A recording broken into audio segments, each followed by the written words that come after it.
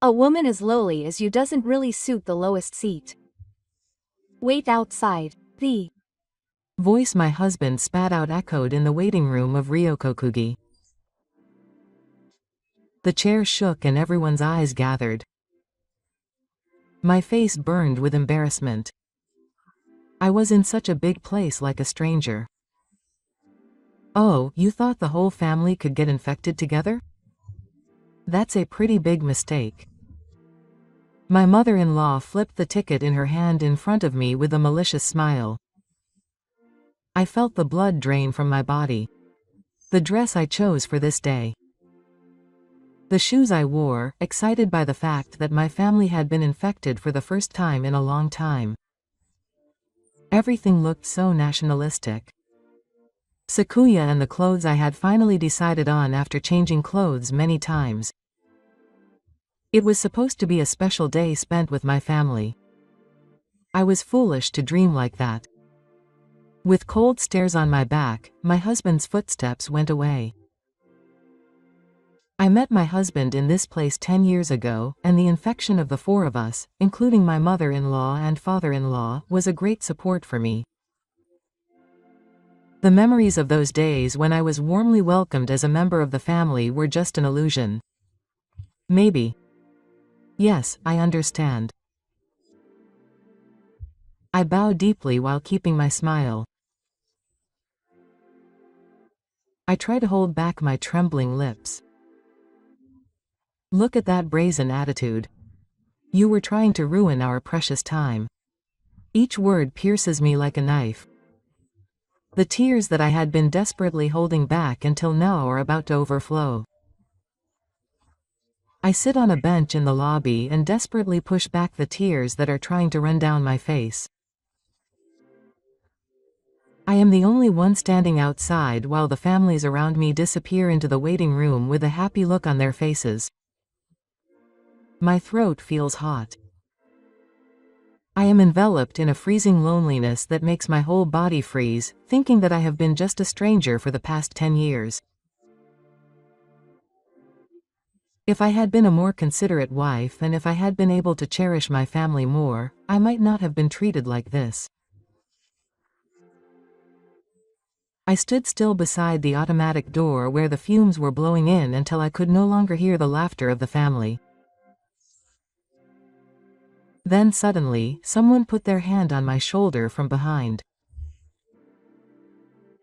I turned around and found out that my name was Fujiwara and I was just a 38-year-old housewife.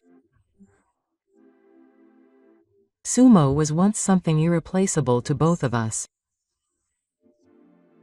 I happened to be sitting next to Haruto at the Ryogoku National Diet Building on my way home from work. I remember that we started talking naturally, blending in with the crowd, even before the match started. He suddenly asked me who the wrestler was, and when I answered that he was Takashu, he looked at me and said, "Me too." We both sat down in our seats, laughing, and when the match started, we cheered each other on as if we had been friends for years. At that moment, I felt like we were living in the same world. A few months later, we started dating, and we quickly got to the point of getting married, which I think was because we were connected by the commonality of having the same hobby. Alto's parents, especially my mother-in-law Miko, also liked sumo, and when we were newlyweds, the four of us often went out to infections together. I can't forget the look on my mother-in-law's face as she watched us line up on the infection sheets at the National Diet Building, saying that she and her mother could have fun like this. My father-in-law Shigeaki was modest, but he would sometimes give me a gentle smile over my mother-in-law's shoulder. That time with my family was special to me. But it's gone now. 3 years have passed since we got married, and my mother-in-law's attitude has changed little by little since we didn't have the child we were expecting. At first, she told me that I didn't need to rush. Recently, I can see signs of dissatisfaction in her eyes. My mother-in-law casually suggests that it's harder to conceive as you get older, so it's better to go to the hospital sooner. At some point, those words started to pierce my heart like a sharp needle. Meanwhile, Haruto's attitude has also become colder. He was originally influenced by his strong mother, and sometimes that influence was scattered, but he had never shown such an attitude of pushing me away until now. One night, when Haruto came home from work, he clutched his smartphone and headed to the corner of the room. There was an unfamiliar movement in his hand, and I immediately knew it. The PIN number that was supposed to be set on his smartphone had changed. I tried to ask him if he had locked his smartphone, but for some reason, no sound came out. I closed my eyes and took a deep breath to calm myself down, but the rumble in my heart wouldn't go away. I am assailed by a strong desire to know what he is trying to hide and the fear that finding out about it will destroy our relationship. It was just when Haruto's behavior started to change that he started working on holidays more often.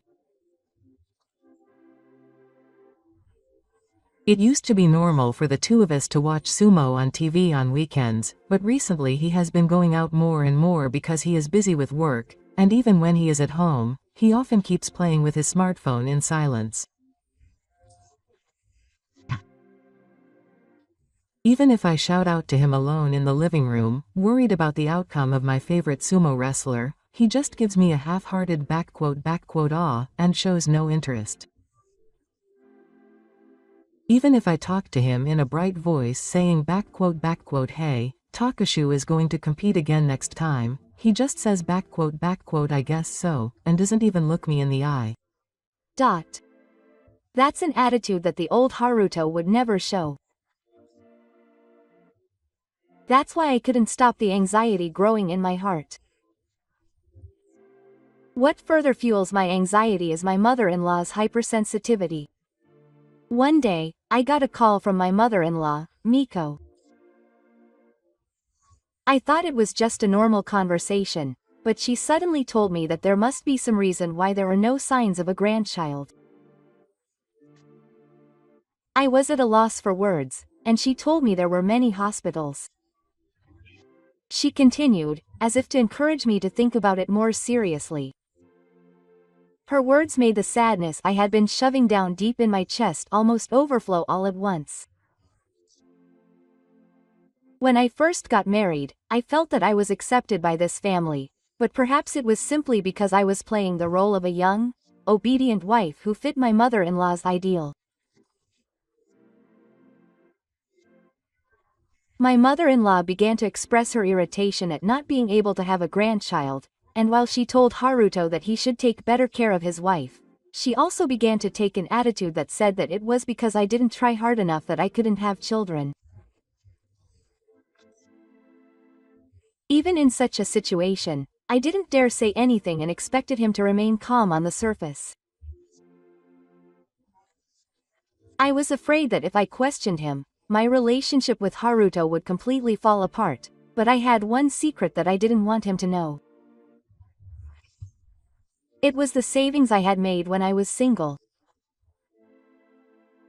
Although he and my mother-in-law had said that I had been in charge of the household finances since we got married, they had never mentioned this savings.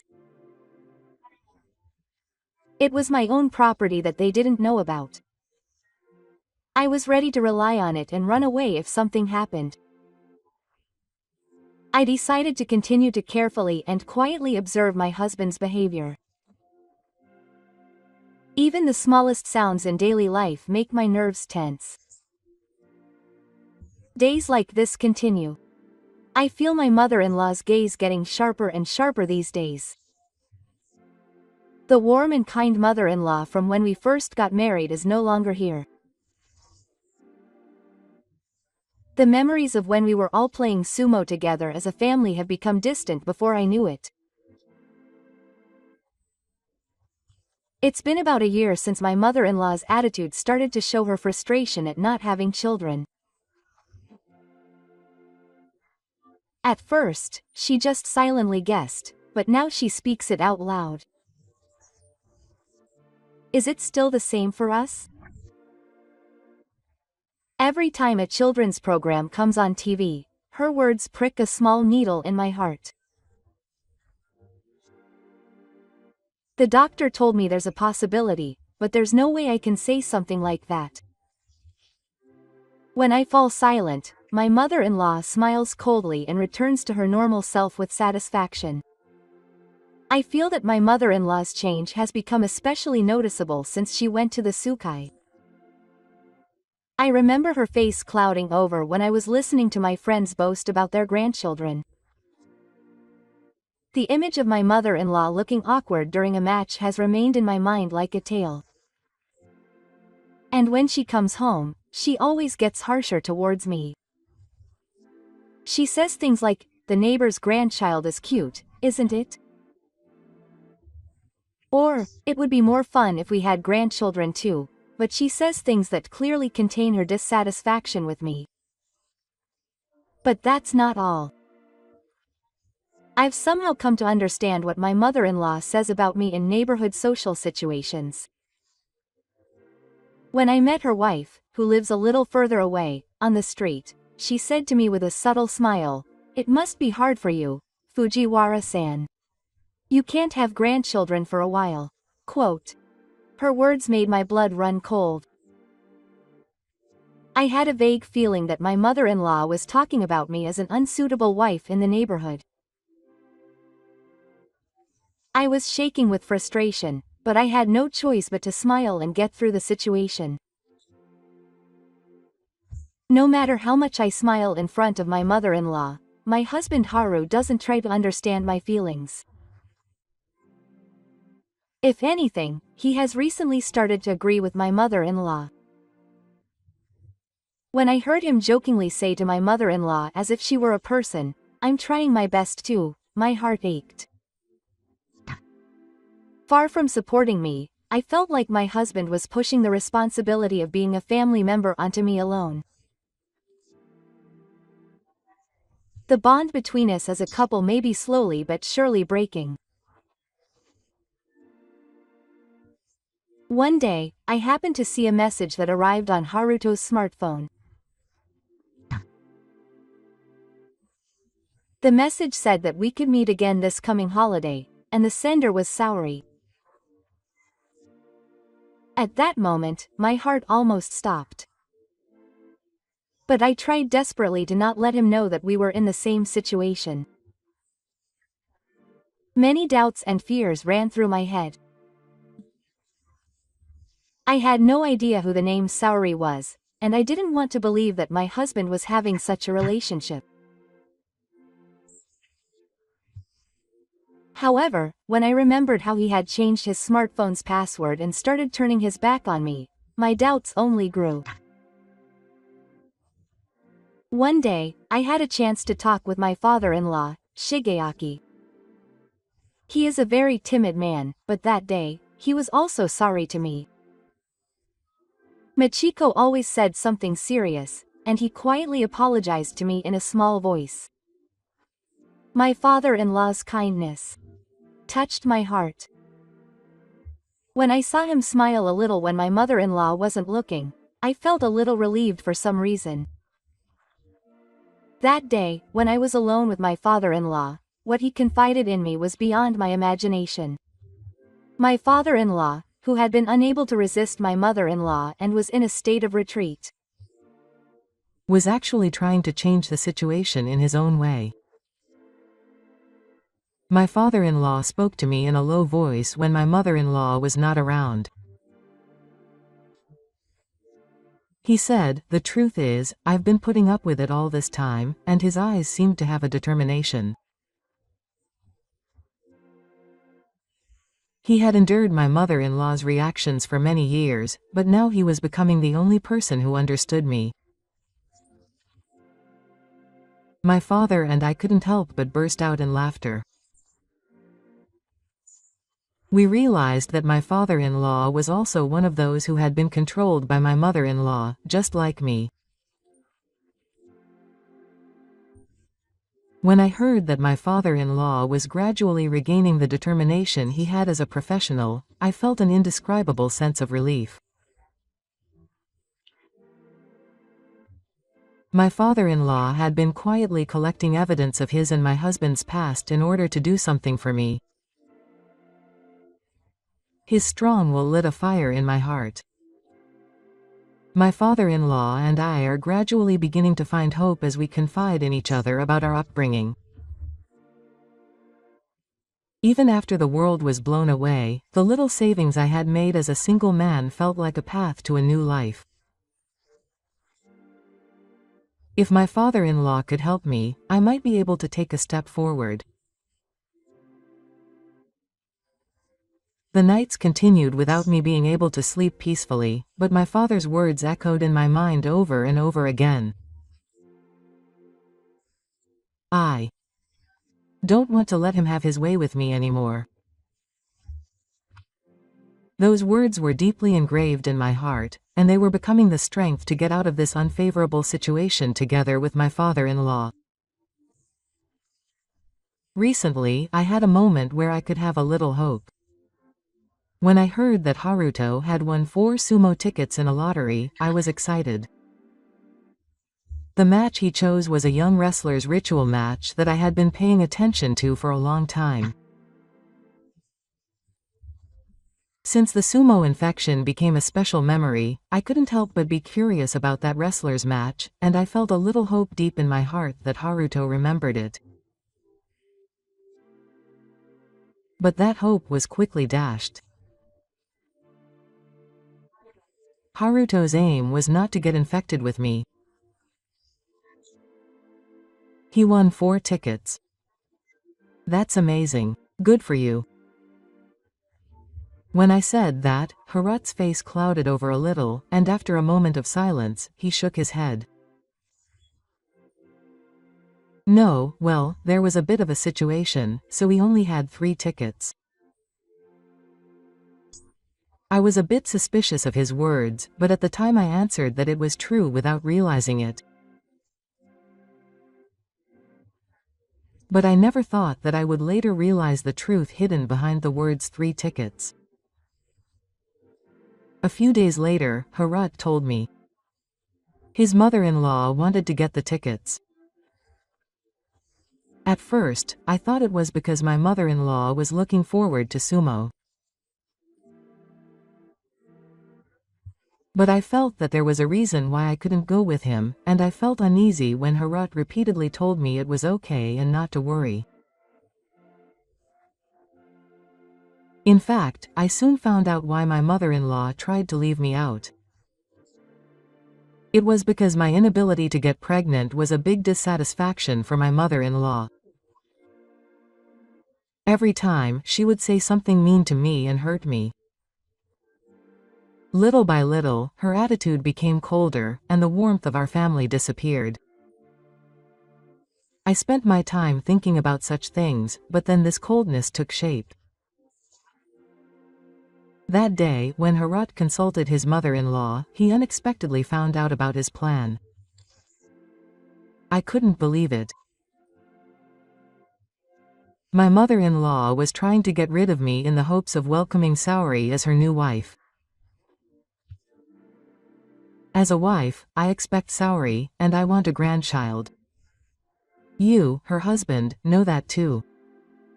When I heard my mother-in-law say that, my body went limp. I never thought the day would come when I would be abandoned by my family like this. Then, my father-in-law told me the truth in secret, and my heart tightened. I had won 4 tickets. And that my husband and mother-in-law had planned to get rid of me. At that moment, all the blood ran from my body. For me, the sumo infection was not just entertainment. It was a place of memories where I had been infected with Haruto and my mother-in-law when we were newlyweds. I had always cherished it as a place where our family could spend time together. Now that place had become part of a plan to get rid of me. I was suffering from this fact, but I decided to wait for that day in anticipation of the Heisei era. As my father-in-law had told me, 4 tickets had been won, but Haruto had lied to his mother-in-law and left me out, intending to go alone with Saori. That day, when we arranged to meet at the Ryogoku National Diet Building, Haruto ignored me as usual, and my mother-in-law told me to wait outside. Yes, I understand. When I answered, they headed triumphantly to the mountain ruins. Afterwards, I was spending time in the luxury seat that I had prepared for myself to spite, when a voice called out from the neighboring stone. I looked up and saw a woman with an elegant atmosphere standing there. The woman, dressed in a luxury brand bag and accessories, introduced herself and said to me with a smile, "Nice to meet you, Saori." When I heard that name, something in my heart made a sound and collapsed. I understood everything. That Saori was Haruto's mistress. And that she was planning to meet me here today. But when she found me, she changed her plans, and Saori's smile shook my heart strongly. It didn't take long to sense the coldness hidden behind that smile. "You like sumo too, don't you? If you like, please join us." Saori said it elegantly, but I immediately realized the thread behind her words. She probably didn't want to give up my seat. Even so, it seemed like it was planned. I opened the luxury lunchbox in silence and savored each dish without saying anything, trying desperately to calm myself down. I could see Haruto and my mother-in-law having so much fun in front of me. They must have been enjoying themselves so much that they had forgotten I was even here. Every time I saw their expressions, my heart tightened. "Are you enjoying the sumo?" Saori asked. Her voice sounded a little late and I just couldn't get used to it. At that moment, I felt like my heart was frozen. "Yes, it's fun. It's wonderful," I answered while forcing a smile. But behind that smile, I felt intense anger and pain. She was silent for a moment as if she was waiting for me to answer, and then she continued. "But you know it too, don't you? You must already know why those two are here." Her words made my heart tighten again. Her eyes were fixed on me. Then she continued with a fake smile. "Haruto-san, you came here to meet me. I guess your presence here was a big hindrance." Those words pierced me. The girl in front of me was a traitor to my husband and mother-in-law whom I had always trusted. The moment I was confronted with that, my heart went cold and tears welled up, but I couldn't show it. I closed the lid of the lunchbox in silence and quietly raised my head. "Is that so?" I answered coldly. The words came out of my mouth as if I didn't feel anything. It all felt like a lie. I felt like I couldn't move another step from this place, but at the same time, something was decided within me. Kaori looked at my expression with a little anxiety. If you don't mind, I'd be happy to talk to you at such a table in the future." Her voice was awfully light. It seemed like she was expecting something from me, but I lowered my eyes as if to ignore her words. At that moment, I felt like all the anxiety and suffering I had felt in my chest was overflowing at once. I finally completely understood that my husband and mother-in-law were betraying me. And I made up my mind in my heart. I would no longer be bound by them. No matter how much they try to get rid of me, I should walk my own path. I didn't cry, but just quietly engraved it in my heart as a resolve. After that, as the sumo match progressed, I looked at Saori and Haruto having fun and realized in my heart that they were completely ignoring me.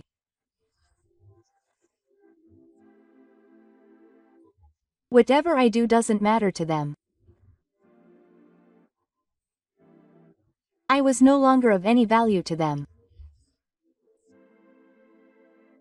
As the match was coming to an end, I slowly got up from my seat, looked around, and quietly left. The air outside was cold. Outside the Ryogoku National Diet Building, I could see the spectators returning home. As I walked among them, I realized that I had no regrets at all. I was no longer bound by those two. And I still had my own future waiting for me. I continued walking again without saying anything. No one followed me. After I left the place, I went outside the Ryogoku National Diet Building and felt a little calmer as the cold wind hit my face. I don't know how much today's events mean to me. But there was one thing I was sure of. It meant that everything was over.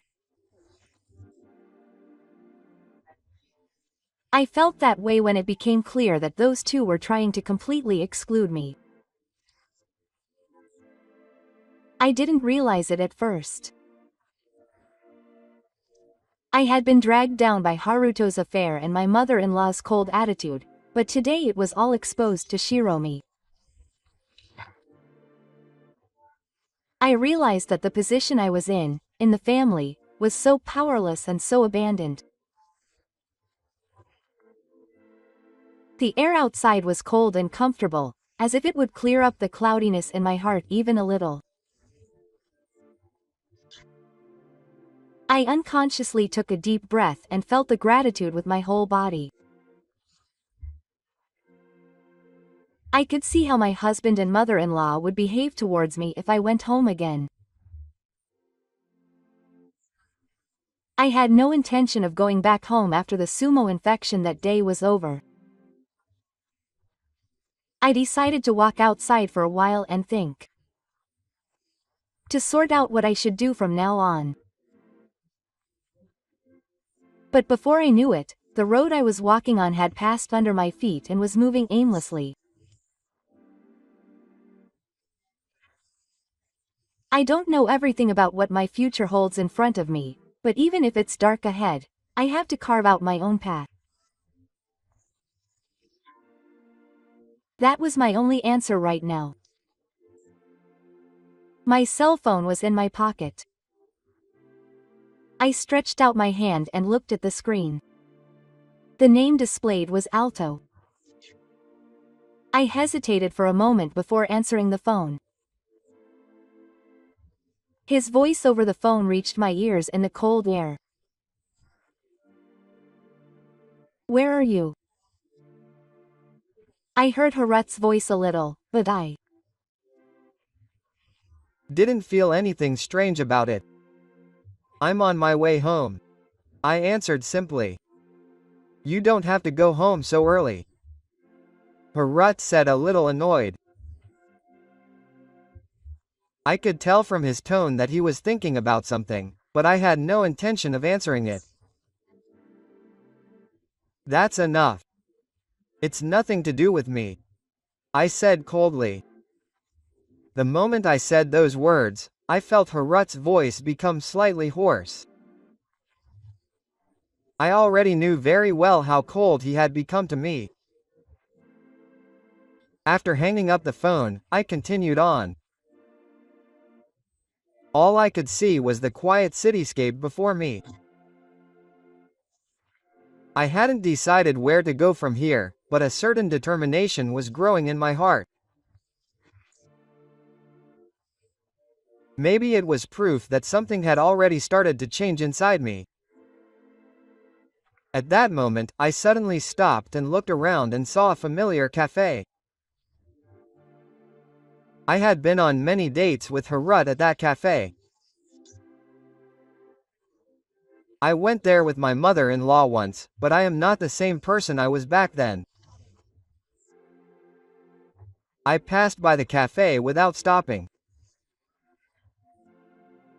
I felt that I needed to pass by that place in order to live in the present and not be attached to the past. After walking for a while, I realized that I was back in the familiar scenery. My feet naturally led me towards the house. However, I walked while thinking about what returning home would mean to me now. When I reached the front door of the house, I took a deep breath. When I opened the door, the house was quiet. There was no spring or mother-in-law. No matter how much those two tried to ignore me, I was still here. My presence is still in this house. But I couldn't greet them with a smile like before. I was different from the person I was before. I felt in my heart that returning home was no longer happiness for me. When I entered the kitchen, I stared at the refrigerator in front of me. What should I make? What should I eat? My brain wasn't working. In the end, I didn't make anything and just sat on the sofa. I closed my eyes without thinking about anything. Then I suddenly noticed that my cell phone rang again. When I looked at the screen, it was my mother-in-law. I was momentarily, but I decided to answer the phone. Come back right now. Haruto is waiting for me. My mother-in-law's voice said coldly, as if to test me. I unconsciously grimaced as the sound of the phone rang in my ears. I knew that her words had no meaning at all now. I understand. I answered coldly. There was no emotion in my mother-in-law's words. I hung up the phone and sat down on the sofa. At that moment, I felt that something had definitely changed inside me. I would no longer be controlled by those two. And from now on, I have decided to continue walking with my past on my shoulders. I won't let you on the third floor. Just wait outside. It was not long after that I presented my husband with the divorce papers. However, when I returned to my parents' house, I received necessary calls and emails from my husband and mother-in-law. Every time my cell phone rang, my heart leapt. I looked and saw Haruto's name on the screen. I couldn't help but take a breath. It was a call from my husband, whom I had loved so much, but now just seeing his name makes my whole body tremble. Not again. I ignored the call. It's a past I don't want to look back on. A few minutes later, the sound of an email rings. The contents are the same as always. It's a misunderstanding. Let's talk calmly. It continues with sentences like, I really love you. It's ridiculous. It's a misunderstanding. What else am I going to say? Is my husband asking me now because he wants something back? Or is it just because he feels guilty? I didn't answer any of the calls after that. I don't want to hear his voice. Why is he bothering me again when my heart is so rough? Still, I was a little shaken once. I wondered if answering the phone would solve something. But now I know that it was completely useless.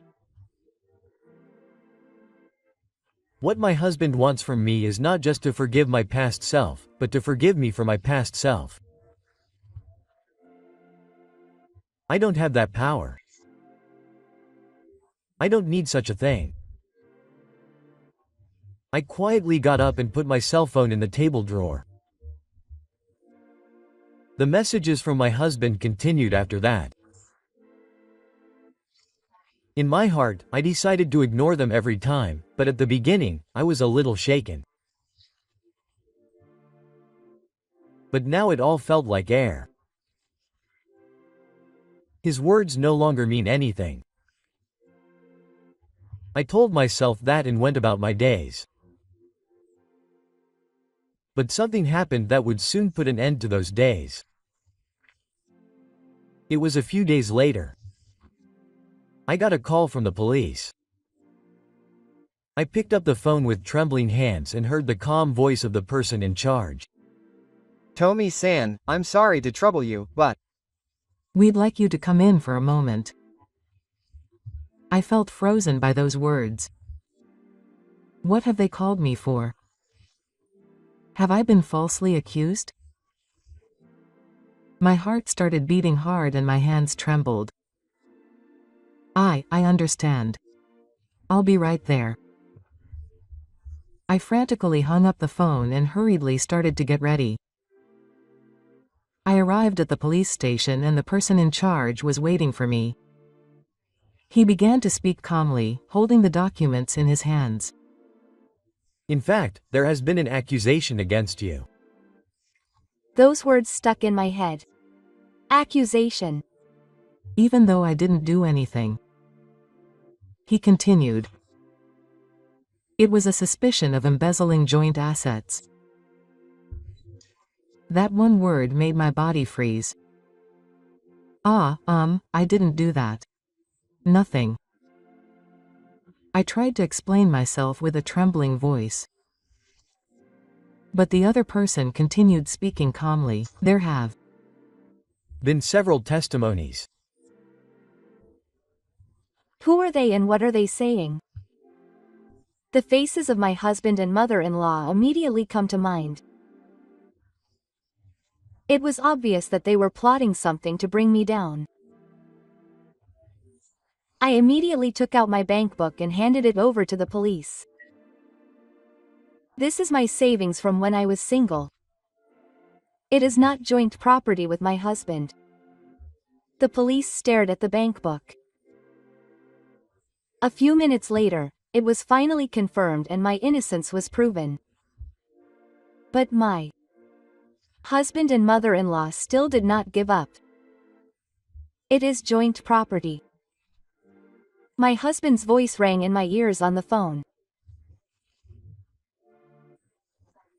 Maybe I should not have answered, but this time I had no choice but to answer the phone call from my husband. And when I answered, I was in a terrible state. He kept asking me for my savings over and over again. This is no joke. I refused to be honest. Why would he do that to me? My voice trembled. After that, I met Saori. She was a little unsettling to me, but after talking to her for a while, she was surprisingly very understanding. I understand, Tamami. I've been really struggling with money lately too. Her words gave me a little relief. Really? I was surprised but listened to her words. Actually, I'm thinking of consulting a financial institution. Why don't you ask them too? I felt a little wary of her words. Because I knew that the financial institution Sal was talking about was actually a fake financial institution of a fraud group. Surprisingly, housewives are often aware of news about these crimes. It's a long way to go with the development of SNS. But I continued to listen to her without saying anything about it. Maybe she's trying to deceive me. Maybe. Thinking about that, I became more cautious. If you'd like, I'll introduce you. Sal smiled. I remembered that I had consulted with my father-in-law and the police at that time. I was gathering evidence and preparing to fight back if my husband or mother-in-law Sal tried to do something more than a one-time thing. A few days later, my husband contacted me. In fact, we've decided to have a relationship. The moment I heard those words, something in my chest collapsed. First marriage. I was stunned. But repeated the words. Yes. Moreover, Saori is pregnant. My husband's voice was full of conviction. Hearing it, my body froze. Pregnant. If it's true, it's the worst. I turned away. In my heart, I felt that it was all a lie. Then my mother-in-law called again. Saori is going to be the new bride. And you will have nothing left. Those words pierced my heart. But I slowly stood up and muttered calmly to myself. Everything is going according to plan. I told myself over and over again. That day, Saori and I met again at the financial institution's office. Just as she said, when I went there, employees of the obviously fake financial institution were waiting for me. The room was dimly lit and the atmosphere was heavy. Saori smiled at me, but I felt nothing when I saw her smile. What she had in her hands was no longer my money, but everything she was trying to take from me. I knew it, but it was still scary. Saori-san, let's complete a few formalities. So that you won't have any trouble later. Saori smiled gently, but there was obvious calculation in her eyes. I could no longer ignore the deep emotion in her eyes. I desperately tried to stay calm in my heart. The plan I had been preparing with my father-in-law and the police was about to be put into action.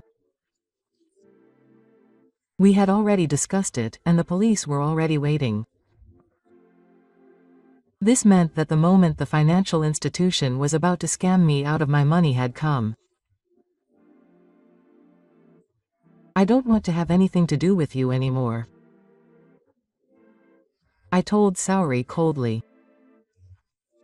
I sensed a secret frown on her face from my words, but she quickly put on a smile. I guess she still thinks she can be persuaded. At that moment, the door opened and the police came in all at once. The investigators quickly arrested the employees of the fake financial institution and stood in front of me, saying, "You're under arrest." Saori's face suddenly changed color, her mouth twitched slightly, and I could see her smile gradually disappear. I stared at the scene calmly. "You're going to be arrested by the police." When I told her quietly, Saori tried to step back for just a moment, but the police were already surrounding her. "Wait." Saori let out a voice full of fear. At that time, the police handcuffed her and laid out the documents that were taken as evidence in front of her. Unable to accept the truth, Saori began to speak, her face twisting. The pregnancy and remarriage were all lies. I approached her with the intention of defrauding her from the beginning.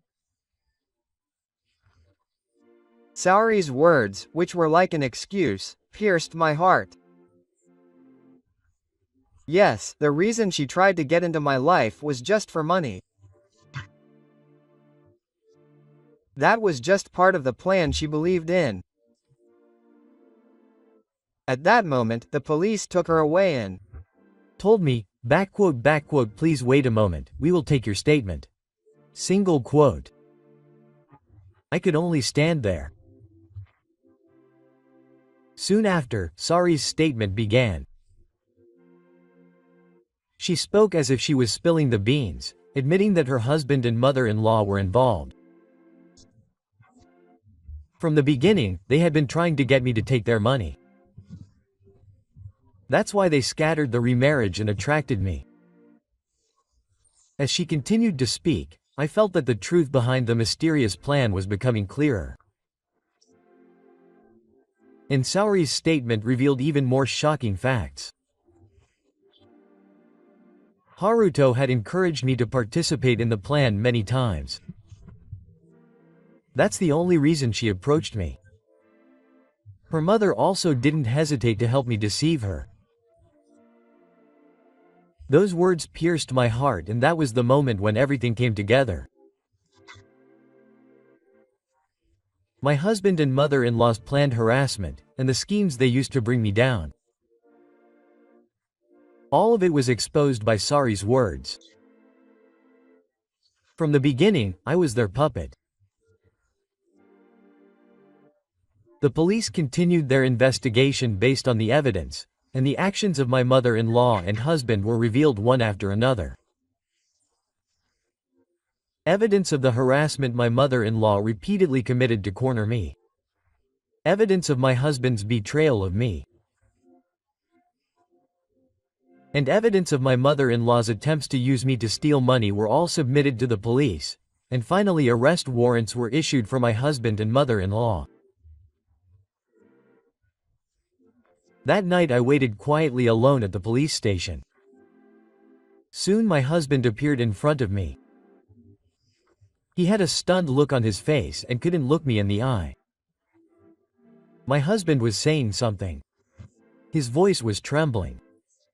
But the words no longer reached my ears. I stared at him silently and opened my mouth. "You didn't think anything of me." He probably didn't realize how much I was suffering. My words were so cold that even I felt them, and they were full of conviction. My husband had no answer. It was all over. Our relationship and our family ties were all broken. After that, my mother-in-law was also taken to the police station, and it was reported that she had learned that her son had been arrested and was stricken with deep despair.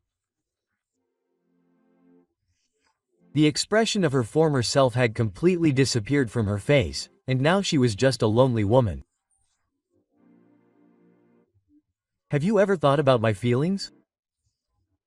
I quietly threw out those words. Neither my husband nor my mother-in-law could find the words to respond to those words. Their world had already collapsed. The story progressed, and as the story ended, I spent my days saying goodbye to my old self as I gradually sorted out my feelings. I still didn't know anything back then. I couldn't imagine what kind of traps were waiting for me or how deeply I would suffer. But now I have overcome all of that and finally regained myself. The whole truth was revealed, and my husband's mother and the Prime Minister were eventually fined. Their illegal acts and fraud against me, their planned harassment, all came to light and all their assets disappeared. I can see them giving me compensation. No matter how much they regret it, my feelings are no longer relevant. because their regret has no meaning in my heart. That day, when I went to the venue with my sumo ticket, I didn't know yet what it would mean to get that ticket and be reunited with them. But when that day came, I had no doubts in my heart. Rather, I found myself able to ironically reject all of their requests for help, no matter how desperately they tried to help me. When I arrived at the sumo venue, I stepped in just like that day. I know that the two people who had cornered me are no longer there. The first thing that catches my eye when I enter the venue is the warm atmosphere of the pine seats that I now have, unlike before. Now I'm looking forward to being infected with my father-in-law. In that seat, we can enjoy our own world. And then they appear, my husband. Of course I expected it, but I never thought I would encounter them again. The three of them looked at me pleadingly. Please study Gengaku. I really can't do it now," said my husband desperately. It's not that I don't feel anything when I see them like that, but I wasn't going to accept their request. At that time, I coldly said only one thing. "There are no more seats for you, so please leave." I returned the words I had first said that day. It was an indescribable emotion. It may seem cold-hearted, but now I couldn't feel the same way about them as I did back then. My mother-in-law continued to plead with me. "Please study Gengaku. You're not originally a family either." But my heart doesn't respond to it anymore. My husband was also in the same situation and it's painful for me.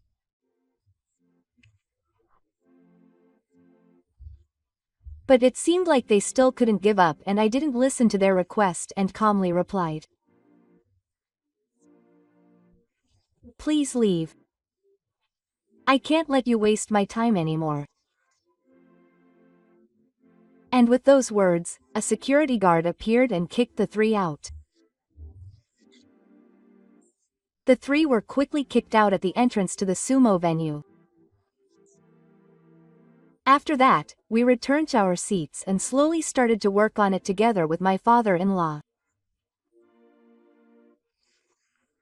Thinking back to the past, I could feel how much we had connected at that seat.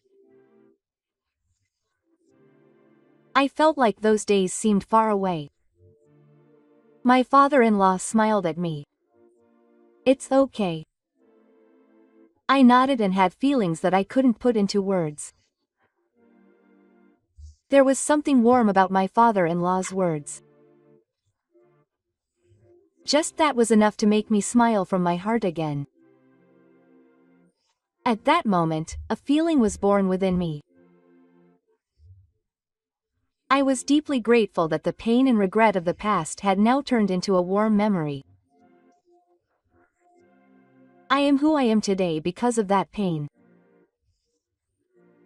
I felt a little proud of myself for being able to acknowledge that. As the game progressed, the enthusiasm of the spectators increased and the air around us became more and more intense. I quietly watched the scene and thought to myself, "This is my new life." Overcoming the past and enjoying this moment with my father-in-law was exactly the future I wanted. The scenery we saw together has now turned into a warm memory. I smiled quietly at how wonderful it was.